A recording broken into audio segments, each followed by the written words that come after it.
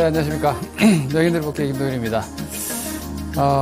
우리 시장 계속해서 조정을 좀 받고 있는데, 현재 상황으로 보면 이 조정의 변곡점은 다음 주가 될 가능성이 좀 높아 보입니다. 현재 시장이 사실 외국인 유동성, 미국 시장에서의 유동성에 근간한 조정이라고 보시면 되는데, 이 움직임이 다음 주에 미국 FMC와 그리고 그 FMC에서 발표하는 QT의 스케줄을 어떻게 언급을 하느냐, 그리고 다음 주 이제 분기 말에 나오는 그러니까 2분기 미국의 국채 발행 일정에 따라서 어떻게 미국의 지금 재무부의 유동성 흐름이 나오느냐에 따라서 이 조정이 우리가 소위 얘기하는 셀인메이 5월도 힘들고 6월도 힘들고 당분간 그런 형태의 시장으로 갈 것인지, 아니면 이 정도 수준에서 유동성 방어가 다시 나타나면서 장세가 그냥 박스권 정도의 양상으로 전개되는지를 확인해야 되는 구간 같습니다.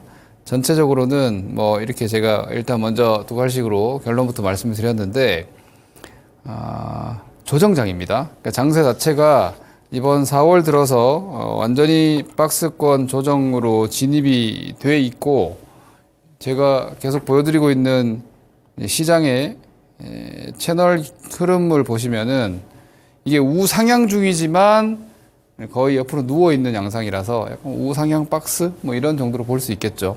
못 넘어가고 이번에도 못 넘어가고 내려왔는데, 하단은 여기 라인이라서 늘 말씀드리지만 박스권이 상단은 넘어갈 수 있지 않을까 희망, 하단은 이거 무너지면 어떡하지 걱정, 이렇게 되는 거예요. 그래서 박스권이 상단에 있을 때는 투자 심리가 괜찮아요. 수급 분위기도 괜찮고요. 근데 하단에 있으면 다들 벌벌 떨고 있기 때문에 기본적으로 수급 흐름 심리가 좋지 않아요. 그러니까 체감이 이 밑으로 들어오지 않아야 됩니다. 이 여기까지 들어오는 시장이 돼버리면 당분간 여러분들이 돈을 벌기는 좀 어려운 상황이 되는 겁니다. 그러면 오히려 여기서도 방어를 좀 더 유지해야 되는 상황이 될 수 있어서 지금 그 변곡점에서 시장이 고민하고 있다. 이렇게 보셔야 되겠습니다. 이 변곡점이 여기 중간 레벨이죠. 그러니까 여기가 이제 한 2,550 정도 됩니다. 2,550.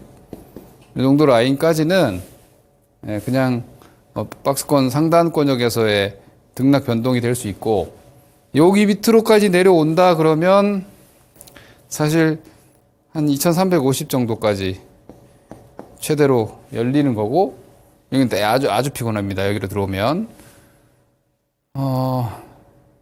이건 제가 예상을 할 수가 없어요. 이거는 온다 안 온다 예상할 수 없어요. 이거를 제가 대충 가늠할 수 있을 것 같은 시점이 다음 주예요. 다음 주에 많이들 주목하고 있는 게 PC죠. PC가 아니고, 제가 주목하는 건 PC가 아니고, PC는 생각보다 그렇게 높게 나오지 않을 거예요, 오히려. 근데 이 다음 주는 뭐가 더 중요하냐면, FMC를 다들 이번 4월 FMC를 별로 신경을 안 쓰고 있는데, 저는 4월 FMC를 되게 주의하고 있어요. 왜냐면은 이때는 점도표도 안 나오고 금리 인하 될 리도 없고 당연히 동결일 테고 별거 아닐 거다라고 하지만, 중요한 게 QT의 축소 내지는 중단 여부에 대해서 오피셜이 나와주느냐 아니냐예요. 지난 회의에서도 QT에 대해서는 다음 회의에 논의하겠다 이런 식으로 나왔지, 애매하게 그냥 넘어갔거든요. 제가 계속 말씀드리는 미국의 2023년도 3월부터 이때 여러분들 아시다시피 전반적인 미국의 은행권 유동성 문제가 생겼었죠. 이때부터 돈을 풀어줬어요. 단기채 그리고 BTFP 프로그램을 통해서 SBB 이 사태 때부터 돈을 막 풀어줬거든요. 그게 이제 24년도 3월로 끝났어요. 그래도 바로 시장이 좀 약해지죠. 근데 중요한 거는 이때 유동성을 달러 유동성을 미국의 본원 통화 유동성을 단기 채권을 계속 찍어서 시장에 공급해 줬어요. 이 단기 채권은 제가 말씀드렸다시피 은행들이 담보로 쓰는 거예요. 은행들이 단기채를 정부가 많이 발행을 해서 그걸 은행권에서 이제 채권자로서 매입을 하면 그 돈이 잠기는 게 아니라 그걸로 서로 간에 유동성 거래를 계속 한단 말이에요. 그래서 이건 단기채를 많이 발행을 하면 실질적으로 달러 유동성이 되게 강해집니다. 근데 미국 채권관리위원회에서 미국 단기채 발행 비율이 지금 너무 높다라고 해서 일단 다행히 지금 미국의 재무장관이 미국의 현재 재무장관이 옐런이잖아요. 옐런이 대표적으로 비둘기파 예전 FED 부의장 할 때도 그냥 완전 비둘기 옐런이었어요. 그러니까 돈 푸는 거 하나는 완전 전문가예요. 그러다 보니 뭐 오케이 그래도 찍어 해서 단기채를 계속 발행해 왔는데 이게 지금 사실 스케줄상으로는 올해 4월 달부터 오케이 축소하겠다라고 이미 언지를 줬는데 실제로 이번 2분기에 단기채 발행 규모가 줄어든다면 애매하게 유동성 공백기에 들어가요. 이게 지금 BTFP 끝났지, 그죠? BTFP 이거 3월로 종료됐거든요. 그리고 단기채 발행 규모가 줄어들어 버리면 지금 뭐 하고 있어요? QT 하고 있죠. QT로 한 달에 950억 달러 채권 MBS를 내다 팔고 있어요, 시장에다가. 시장에 대한 유동성을 이거는 옥죄는 거예요. 그리고 기준금리 5.5. 이 상태에서 이거를 상쇄해 주던 게 BTFP랑 단기채거든요. 근데 이거 끝났지. 근데 이 발행 규모 축소한다. 그러면은 QT를 줄여줘야 되는 거예요. 근데 만약에 뭐 경기 좋고 미국 뭐 괜찮다 하면서 QT 그대로 가버린다. 5.5 금리 그대로 가버린다. 줄어들면 어떻게 돼요? 총 유동성 규모 유동성 규모가 확 쑥으로 들어버리죠. 그렇게 되면은 다음 FOMC 회의 6월달 가야 되고 그리고 분기 채권 발행 스케줄이니까 다음 분기로 넘어가야 된단 말이에요. 그러면은 정말 재수없게도 이 세린메이가 돼버릴 수가 있어요. 그러면 5월 지금 4월 말에 FOMC에서 그렇게 해버리면 5월에서 6월까지가 시장이 재미가 없어요. 그걸 확인해야 돼요. 다음 주에 자 제가 지금 걱정을 하면서 얘기했죠. 그러면 이제 안도할 수 있는 상황은 뭐다? QT 중단 QT 축소든 당장은 중단 아니면 축소하겠죠. QT 축소에 대한 구체적인 스케줄과 계획이 나와야 돼요. 지금 950억 달러씩 하고 있는데 MBS 채권 MBS 모기지 연계증권이랑 장기 국채를 팔아대고 있는데 지난번에 그런 얘기를 했잖아요. 제가 설명 한번 해드렸죠. 대차 대조표를 미국채로만 보유할 계획이다. 이 말은 MBS를 팔고 단기채를 사겠다는 얘기거든요. 그러니까 정부에서 단기 채권을 발행해서 유동성 공급 못하는 거를 연준이 오퍼레이션 트위스팅을 해서 모기지 채권은 시장에다가 내놓더라도 단기채를 매입을 해서 바꾸겠다는 얘기예요. 그러면 이거는 이제 장기물 팔고 단기물 사는 효과니까 실질적으로 장단기 금리차도 너무 어렵나? 줄이고 실질 유동성을 시장에 공급을 해주는 상황이 되는 거예요. 그러면은 아까 말씀드린 BTFP 종료에 단기채 발행 스케줄이 좀 줄어들어도, 그러니까 다시 말해서 발행 시장에서는 미 재무부가 추가적으로 단기 국채를 통한 유동성 완화를 못 해주지만 유통시장에서 연준이 그걸 사주는 양상이 돼버리면 시중 유동성이 방어가 돼요. 그러면은 장세는 다행히 큰 충격 없이 최소한 지금 정도의 유동성 베이스를 유지하고 갈 수 있어요. 그게 지금 제가 볼 때는 올해 중에서도 제일 중요해요. 왜냐하면 올해 미국의 대선이 있잖아요. 미국의 대선이 있고, 미국의 대선이 이제 11월이니까 이게 이제 그 전까지는 금리를 하반기 가서는 지금 9월, 늦어도 9월에는 금리 인하를 예상하잖아요. 그러면 빠르게 인하하면은 올해 뭐 9월 회의 그리고 그 이후 회의 정도까지 2회 정도 인하 기대가 있죠. 그리고 과거에 역사적으로 보면 연준은 금리를 인하하기 시작하면 되게 빨리 내려요. 인하를 할 때까지가 과도기적인 변동성이 나오지, 금리 인하를 하기 시작하면 금리 생각보다 빠르게 내리거든요. 그러면 이제 지금 여러 가지 걱정하는 것들이 다 이제 해소될 수 있기 때문에 연말 전망은 나쁘지 않죠. 하반기 전망은. 근데 하반기 전망이 뭐 우리가 미래를 볼 수는 없지만 그냥 유동성 흐름이나 이런 것들이 금융시장이 항상 뷰를 결정하니까, 돈이 뭐 수급에 장사 없다고 글로벌 유동성이 글로벌 증시의 방향, 채권 시장의 방향, 경제의 방향을 결정하는 거죠. 그러니까 그게 지금 어떻게 되느냐가 다음 주에 두 가지 이벤트, FMC랑 다음 주 중에 나올 미국 재무부 미국의 채권 발행 스케줄, 발행 스케줄이 나옵니다. 거기에 따라서 재수 없으면 6월달 여기로 들어올 수 있고요. 그게 만약에 다음 주에 다행이다, 여기서 이제 QT에 대해서 중단 스케줄이 나오고 축소 스케줄이 나온다 그러면은 여기서 움직여주는 거예요. 그러니까 1번에서 움직여주면은 좀 평화롭고, 2번에서 움직이는 상황이 5, 6월이 된다 그러면 피곤한 거예요. 이 상황을 다음 주에 아마 확인할 수 있지 않을까 싶고, 거기에 따라서 지금의 반도체 주식, AI 주식도 움직임이 달라질 수 있고, 코인 같은 거 가상자산도 연동할 수 있고 그렇습니다. 자, 현실적으로는 엔비디아의 위치를 잠깐 한번 보시죠. 자, 지금은 시장이 그런 유동성으로 올라왔어요. 언제부터?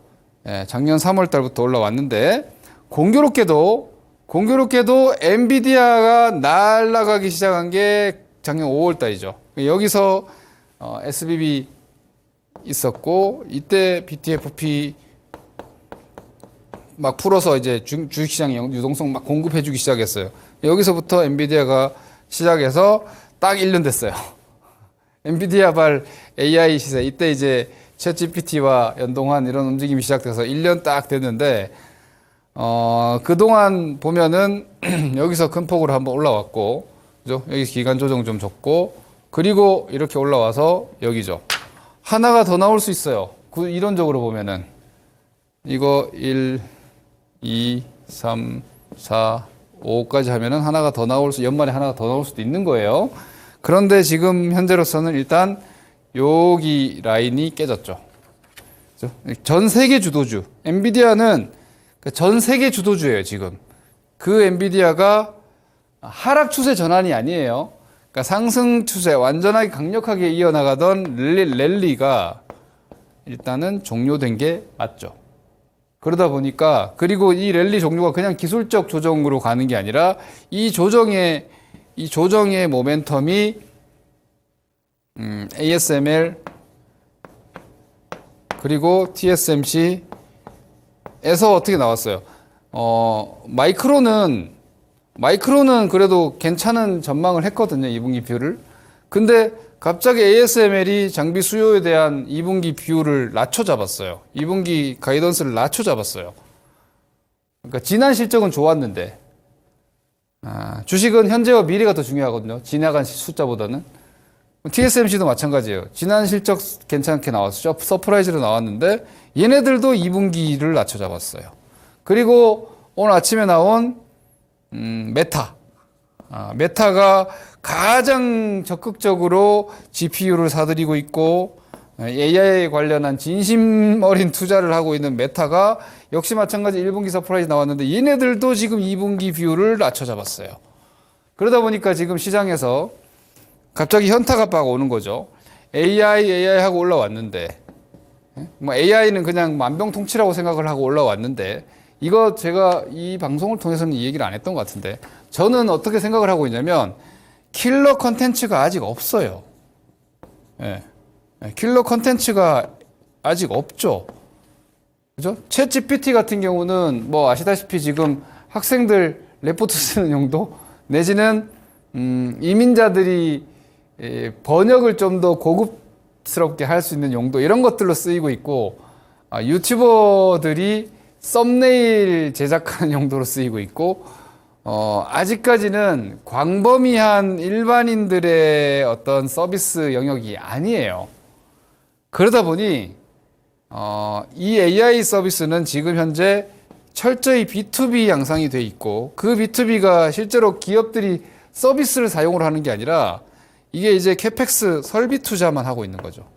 설비 투자만. 그러니까 앞으로의 AI의 확장성을 대비해서 빅테크 기업들이 투자만 하고 있다 보니까 이게 현금 흐름이 캐시플로우가 안 나오는 사업이 돼 있는 거예요. 현재로서는. 그러다 보니 막대한 규모의 투자를 하는데 현금 흐름이 나오지 않다 보니까 오히려 수익성을 까먹는 양상으로 지금 약간 뷰가 가고 있다는 말이에요. 지금 당장 이렇게 되면은 당장 돈을 그렇게 이게 약간 좀 다르긴 해요. 2차 전지 작년 상황하고 약간 비슷한 거예요. 근데 제가 지금 약간이라 그랬어요. 궁극적으로 다른 건 뭐냐면 헤게모니 싸움은 없어요. 2차 전지는 헤게모니 싸움이죠. 왜? 이거는 대체 기술이잖아요. 내연기관을 전기차가 대체하기 때문에 2차 전지 같은 경우는 상황이 어떠냐면 자동차 업체들이 전기차를 많이 팔면 적자가 나요. 전기차 한 대당 영업이익이 테슬라와 중국 일부 업체를 제외하고 나면 대당 마이너스 이익률이기 때문에 예를 들어서 포드 같은 경우는 전기차 한 대 팔면 한 4만 불대 적자예요. 우리나라 현대기아차도 마찬가지예요, 여러분. 현대기아차가 지금 아이오닉이나 GV 시리즈를 많이 팔면 영업이익률 뚝 떨어집니다. 그러니까 레거시 내연기관 자동차 업체들의 입장에서는 지금 전기차 수요 둔화가 너무너무 반갑고 고마운 상황이에요. 최대한 내연기관차를 오랫동안 많이 팔아야 그들의 이익이 많이 나거든요. 그러다 보니까 하이브리드 얘기를 자꾸 하고, 왜냐하면 전기차로 좀 천천히 가고 싶은 거예요.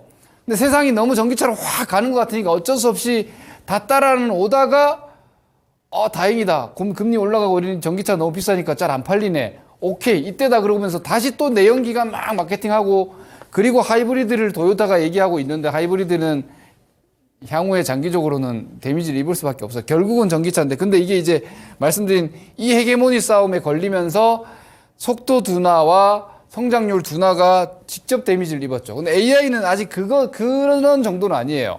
왜냐면 얘네들은 헤게모니가 아니라 완전히 차세대 새로운 기술이지 AI가 성장한다고 뭐 기존의 인터넷 포털이 갑자기 감익된다거나 이런 게 아니죠.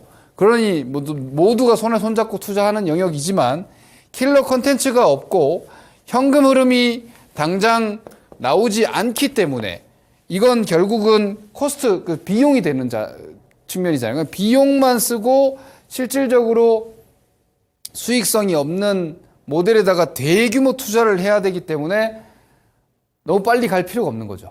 거기에다가 전력망도 지금 인프라가 부족해서 뭐 데이터 센터를 그렇게 확충한다고 해도 그만큼 돌릴 수가 없으니까 속도가 좀 느려진다. 그래서 지금 반도체 전반 AI 섹터에서 나타나고 있는 의구심이 감속이에요. 감속. AI도 지금 좀 감속될 수 있다라는 이제 현실 자각을 하고 있다고 봅니다. 그러면서 엔비디아가 대장인데 얘네들도 좀 조정에 들어갔고 이게 이제 서비스사이죠. 메타는 대표적으로 투자를 해서 엔비디아는 GPU 여전히 많이 팔아먹을 거니까 그나마 뭐 현금 흐름이 계속 제일 좋긴 한데 이제 이 전반적인 뷰 자체가 이렇게 약해지면 엔비디아도 2분기 뷰가 조금 자신감이 떨어지지 않을까를 걱정하고 있는 거예요. 이것도 다음 주에 이제 실적 나오니까. 그런 경계감이 들어왔고 그게 시장을 지배하고 있으니까 당장 주식시장은 강하게 갈 가능성은 적다는 거죠.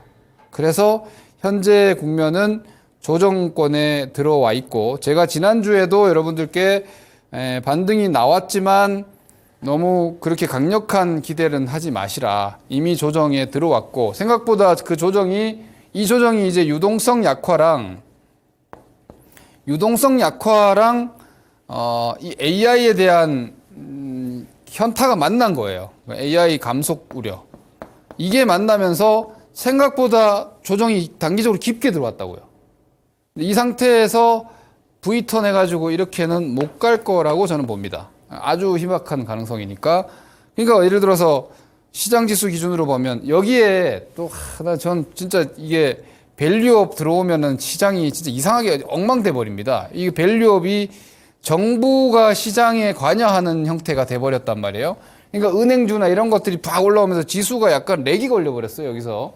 사실상 우리가 뭐 미국 베이스로 보면은 한 요 정도에 있다가 이렇게 반등 나와서 조금 버틸 수도 있는 자리인데, 이게 밸류업 때문에 한참 위에서 삼성전자가 반등 나와버리니까 하락폭에 절반이 나오지 반등 나와버렸잖아요. 그러니까 오늘 바로 밀려버리는 겁니다. 그러니까 당분간은 여기까지가 쉽지 않아요. 여기서 움직일 것 같아요. 여기서 움직이면서 다음 주에 나오는 이 FMC와 미국의 특히 단기채 발행 스케줄에 따라서 이 구간으로도 들어갈 수 있어요. 이 구간 앞으로 5월 달에 여기까지 들어가면 진짜 피곤한 장이에요. 예, 그 여부를 다음 주까지 좀 봐야 돼요. 자, 다음 주에 지금 말씀드렸던 이런 유동성을 보완해주는 스케줄과 내용이 나오지 않으면 저는 뭐 장세가 망한다, 큰일 난다, 폭락한다 이런 얘기를 하는 것이 아니라, 연말로 가면 어차피 금리 인하가 있고, 미국 선거 앞두고 뭐 우상향 그릴 거예요. 정책도 더 많이 나올 수 있고. 그런데 약간 보릿고개 같은 상황이 5월, 길면 6월 정도 구간에 있느냐 없느냐가 다음 주에 달려 있다. 다음 주에 유동성 보완이 이루어지는 내용들이 나오면 뭐 그렇게까지 떨어지지 않고 뭐 어정쩡 그냥 뭐 기간 조정으로 이렇게 가는 거죠. 한 두어 달 이 정도에서 왔다 갔다 해도 되잖아요. 예, 이 정도면은 뭐 그냥 종목별 움직임 되지 않겠느냐는 거예요. 근데 그 스케줄이 안 나온다 그러면 시장도 레벨이 좀 더 낮아질 수 있어요. 좀 조정이 조금 더 한 레벨 더 나올 수도 있다는 거예요. 그렇게 되는 상황이 5월 달에 되느냐 안 되느냐가 다음 주에 중요한 결정 요인입니다. 오늘 이제 제가 다음 주 가서 또 한번 확인하고 말씀을 드리겠지만, 그런 상황을 앞두고 있기 때문에 외국인들도 강하게 배팅이 안 들어오는 거예요. 그리고 환율,